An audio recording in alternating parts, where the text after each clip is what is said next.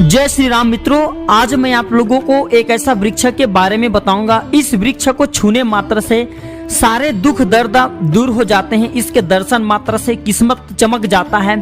इसके दर्शन भाग्यशाली व्यक्ति ही कर पाते हैं। यह वृक्ष अपने आप में बहुत बड़ा पवित्र और शोकनाशनी दुख मिटाने वाला वृक्ष है और इसलिए इसका नाम भी अशोक वृक्ष है, सीता अशोक वृक्ष है। आजकल जो आप जो है गार्डन में अशोक वृक्ष देखते हैं, यह घरों के मुख्य द्वार पर जो सजावट के लिए लगाए जाते हैं, जो अशोक वृक्ष देखते हैं वास्तव में वह ओरिजिनल अशोक वृक्ष नहीं है। जी हाँ, नाम तो उसका अशोक वृक्ष है, अशोक है, लेकिन किसी की शोक नहीं हर पाते। स्वयं जिस जगह पे लगा होता है उस जगह को शोक से भर देता है। इस वीडियो को पूरी तरीके से जरूर देखना और हाँ, इस वीडियो को देखे बिना अपने घर में अशोक वृक्ष मत लगाना, अन्यथा आपके घर भी दुख तकलीफ शोकों से भर जाएंगे।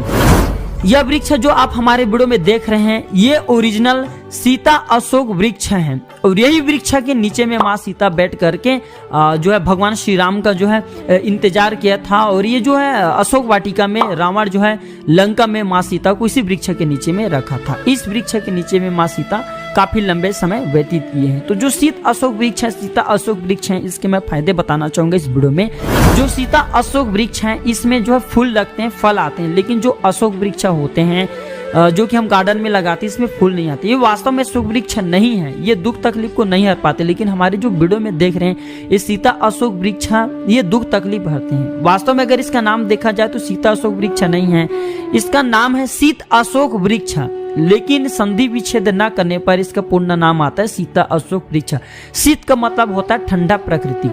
माँ सीता ने इसके नीचे में बैठ करके काफी समय व्यतीत किया था। रावण चाहते थे कि माँ सीता को जो है गर्मी है, लू है, जो दुख तकलीफ न व्यापे, इसलिए इस वृक्ष के नीचे में स्थान दिया। तो आइए मैं आप लोगों को इसका कुछ चमत्कारिक फायदे बताऊंगा। इस वृक्ष को अपने घर में आपको क्यों लगाना चाहिए, इसके लगाने से आपको क्या फायदा होते। पहला फायदा, इस वृक्ष को छूने मात्र से आपके कैसा भी बड़ा दुख हो, तकलीफ हो, शरीर में किसी भी प्रकार के दर्द हो, वह दर्द समाप्त हो जाते हैं। जो ये सीता अशोक वृक्ष है इसके छूने मात्र से हमारे जो पाप होते हैं वो भी दूर हो जाते हैं। हमारे शरीर हल्का लगने लगता है, किसी भी प्रकार की ग्रह नक्षत्र की बाधा हो वह दूर हो जाते हैं। इसके पत्ते घर के मुख्य द्वार पर अगर माला बना करके बांधा जाए तो घर में दुख तकलीफ ये प्रवेश नहीं करने देता। वह घर हमेशा लक्ष्मी से भरा रहता है, अनधन से भरा रहता है। कुलक्ष्मी इसके होने के बाद घर में आपके प्रवेश नहीं कर पाते। इसके फूल माँ सीता को या फिर माँ लक्ष्मी को चढ़ाने से बड़ी सी बड़ी इच्छा चुटकियों में पूर्ण होती है। अगर कोई भी व्यक्ति रोजगार प्राप्त करना चाहते हैं या फिर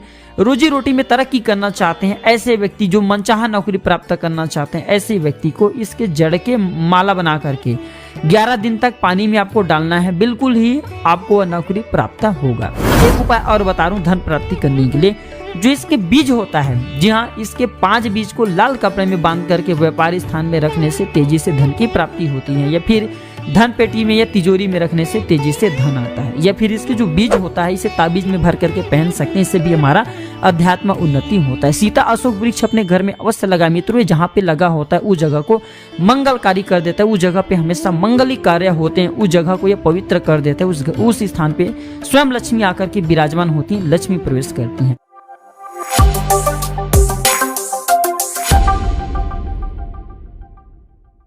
इस तांत्रिक जड़ी बूटी से पाइए जमीन में दबा हुआ धन देखने की शक्ति। देखिए, धन की चाहत तो हर किसी को होती है और धन इकट्ठा करने के लिए, खासकर जमीन में दबा हुआ धन पाने के लिए लोग काफी मेहनत करते हैं। इसमें बहुत से लोग सफल भी होते हैं, बहुत से लोग असफल हो जाते हैं। हमारे प्राचीन ज्ञान चैनल का मकसद है मैं आप लोगों को सरल से सरल आसान सिर्फ प्रयोग बताता हूँ। करना नहीं करना ये आपके ऊपर में है। फायदा या नुकसान मिलता है ये आप स्वयं की जिम्मेदारी रख सकते हैं। बस मैं आप लोगों को प्राचीन ज्ञान चैनल के माध्यम से वह जानकारी, वह सरल उपाय बताता हूँ जिस उपाय से आप जो धन इकट्ठा कर सकते हैं, प्राप्त कर सकते हैं। तो इस तांत्रिक जड़ी बूटी से पाइए जमीन में दबा हुआ धन देखने की शक्ति। ऐसे कौन सी तांत्रिक जड़ी बूटी है जिसे हम जो है प्रयोग करके जमीन में दबा हुआ धन को देख सकते हैं, इस वीडियो में मैं पूरी जानकारी विस्तार से बताऊंगा। वैसे यहाँ पे मैं आप लोगों को 7 प्रयोग बताऊंगा। 7 प्रयोग में से जो प्रयोग आपको अच्छा लगे वह प्रयोग जरूर करना। इस प्रयोग से जमीन में दबा हुआ धन को देख सकते हैं। पहला प्रयोग है मित्रों, काले एरंड की जड़। काले एरंड जो होता है ये बहुत ही पवित्र जड़ माना जाता है और इसे माँ पार्वती का स्वरूप माना जाता है, माँ काली का स्वरूप माना जाता है।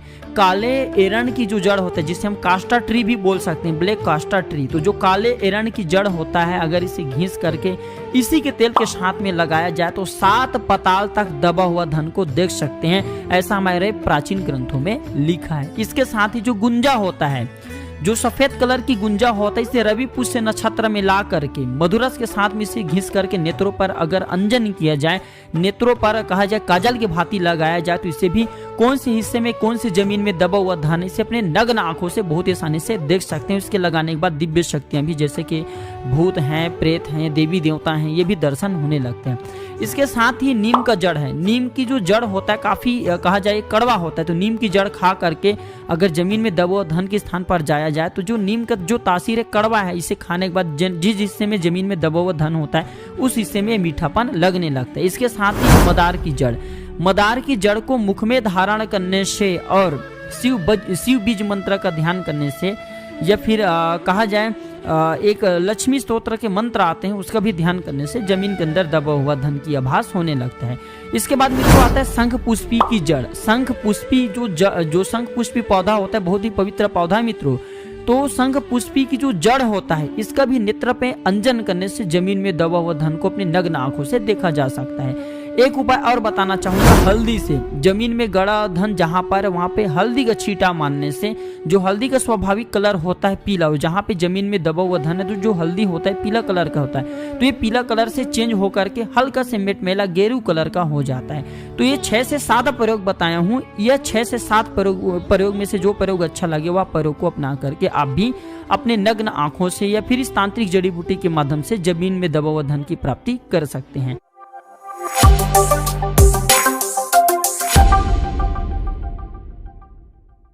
मित्रों, निरंतर आप में से बहुत सारे लोग हमें कमेंट करते हैं कि पूजा का नारियल खराब निकले तो इसे क्या समझना चाहिए, शुभ समझना चाहिए या अशुभ समझना चाहिए। गुरुजी इस बारे में एक जो है आप वीडियो बना करके विस्तार से बताइए। तो कई बार जब हम नारियल तोड़ते हैं, पूजा में भगवान को अर्पित करने के बाद जो हम नारियल तोड़ते हैं तो वह सड़ा हुआ निकल जाता है या फिर खराब निकल जाता है। तो शकुन शास्त्र में इसका क्या मतलब है, क्या पूजा में खराब नारियल निकलना अशुभ होता है या शुभ होता है, ये जानकारी बताएं। वही जानकारी मैं आप लोगों को विस्तार से बताऊंगा। मित्रों, इस वीडियो को पूरा जरूर देखना, इस वीडियो को आगे जरूर शेयर करना, क्योंकि बहुत सारे लोगों के मन में यही भ्रम रहते हैं कि नारियल खराब निकले तो यह अशुभ होता है, दुनिया भर की जानकारी बोलते हैं। तो आइए मैं आप लोगों को विस्तार से जानकारी बताने का प्रयास करूंगा। इससे पहले अभी तक चैनल सब्सक्राइब नहीं किए होंगे तो चैनल को सब्सक्राइब बिल्कुल ही कर लेना, इस वीडियो को लाइक करना, इसे अपने दोस्तों यारों में आगे जरूर शेयर करना ताकि उन्हें भी यह जानकारी प्राप्त हो। तो देखिए, पूजा में जो नारियल खराब निकलते हैं तो इसके क्या मतलब होते हैं। तो इसका मतलब होता है कि भगवान ने, पहला मतलब होता है कि भगवान ने सच्चे मन से आपके जो पूजा के माध्यम से जो आपने नारियल भेंट किए हैं खराब निकले, उसे स्वीकार कर लिए। भगवान जो है, अगर आप सच्चे मन से नारियल चढ़ाते हैं वो खराब निकल जाते हैं, समझ जाइए कि आपकी पूजा को भगवान ने स्वीकार कर लिया, भगवान ने आपका प्रसाद खुद स्वीकार कर लिया है। और हाँ, इस समय भगवान के सामने में जो भी आप इच्छा रखेंगे, जैसे कि पूजा के दौरान जो फोड़े आपने नारियल खराब निकले, तो इस समय भगवान के सामने में जो भी आप इच्छा रखेंगे वह इच्छा अवश्य पूरी होती है, इसमें किसी भी प्रकार का संदेह नहीं है। क्योंकि इस समय आपके मन, आपकी जो अवचेतन मन होते हैं, जागृत अवस्था में होते हैं, भगवान से जुड़े हुए होते हैं। ऐसे नारियल अगर पूजा के समय में खराब निकले तो इसे बांटना नहीं चाहिए, बल्कि जल में विसर्जित कर देना चाहिए, प्रवाहित कर देना चाहिए। आपकी पूजा के भाग अगर आप किसी को बांटते हैं तो अन्य लोगों को भी प्राप्त हो जाते हैं, इसलिए इस प्रकार के नारियल को बांटना मत। इसके साथ ही ऐसे नारियल किसी पशु या जानवर को नहीं खिलाना चाहिए, यहाँ तक कि गौ माता को भी मत खिलाना, इससे दोष लगता है।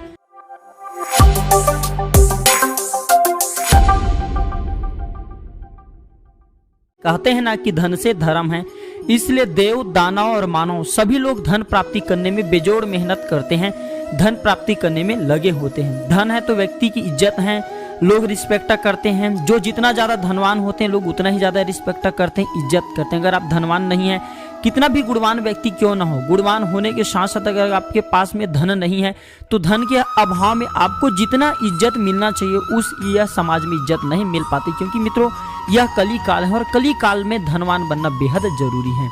तो आज मैं आप लोगों को एक ऐसा टोटका बताऊंगा जिस टोटके से आपको पर्स में ये चीज को रखने का तरीका बताऊंगा। इन चीजों को अगर पर्स में रखना शुरू कर देते हैं तो आप भी जल्द धनवान बन जाएंगे। हवा हवाई में बात नहीं करूँ, ये आपके पैसा को इतना ज़्यादा बचाने की काम करेंगे। जहाँ पे आपके 1000 रुपये उड़ जाते हैं वहाँ पे मुश्किल से 100 रुपये उड़ना शुरू होंगे। तो यानी कि आप देख सकते हैं कि आपके कितना ज़्यादा पैसा बचाने का काम करेंगे और सभी मार्ग से धन को आकर्षित करेंगे, खींचने का काम करेंगे।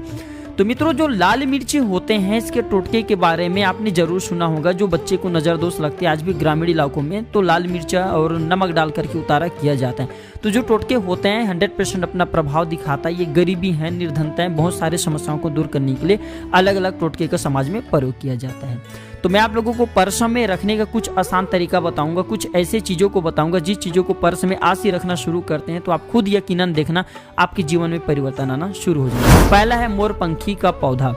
जो मोरपंखी पौधा है इसके पत्ते, मोरपंखी के पौधा के जो पत्ते होते हैं इससे धुएं दिखा करके पर्स में रखने से हमारे पर्स में निरंतर धन की बढ़ोतरी होता है।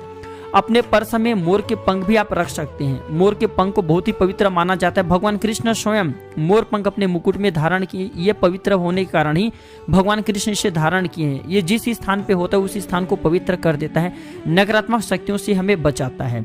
लाल कलर के कागज के टुकड़े पर्स में रखने से हनुमान जी महाराज, मंगल देव तथा सूर्यदेव प्रसन्न होते हैं और साधक की हमेशा रक्षा करते हैं। लाल कलर के अगर छोटे से कागज के टुकड़े अपने पर्स में रखते तो माँ लक्ष्मी की भी कृपा प्राप्त होता है। टोटके का प्रभाव कभी विफल नहीं जाता मित्रों, बस करने वाले ऊपर विश्वास होना चाहिए। जो कर रहे हैं उनको विश्वास होना चाहिए।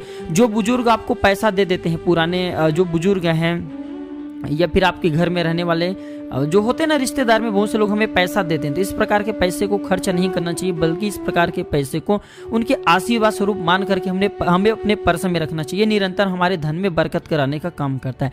गिरा हुआ सिक्के आपको मिल जाते हैं तो इसमें हल्दी का टीका लगा करके, या फिर गिरा हुआ आपको नोट मिल जाती है तो इसमें हल्दी का टीका लगा करके अपने पर्स में जरूर रखें, धन पेटी में रखें, धन को आकर्षित करता है। इस प्रकार के पैसे को खर्चा मत करना। हाँ, आप जो है 5 या 10 रुपए के नोट में श्री यंत्र बना करके अपने पर्स में अवश्य रखना। ये भी तेजी से धन बरकत करने का काम करते हैं, यानी कि हमारे जो है पर्स में हमेशा अनधन की बढ़ोतरी करता है। कनेर की जड़ भी पर्स में रखने से धन में बरकत होती है। गुलर के पत्ते या फिर पीपल के पत्ते में स्वास्तिक बना करके पर्स में से रखने से हमारे निरंतर पर्स में धन की बढ़ोतरी होती है और ये हमें नकारात्मक शक्तियों से बचाता है। क्योंकि पर्स हम अपने पास में रखते तो ये हमें नकारात्मक शक्ति से बचाता है और धन आने का नए नए स्रोत को खोलने का काम करते हैं। धन आने के प्रत्येक मार्गों को ये हमारे खोल देता है। तो ये थे छोटी सी जानकारी दर्शकों। आशा करता हूँ ये जानकारी आपके जीवन में कल्याणकारी साबित जरूर होंगे। वीडियो देखने के लिए धन्यवाद। नमस्कार।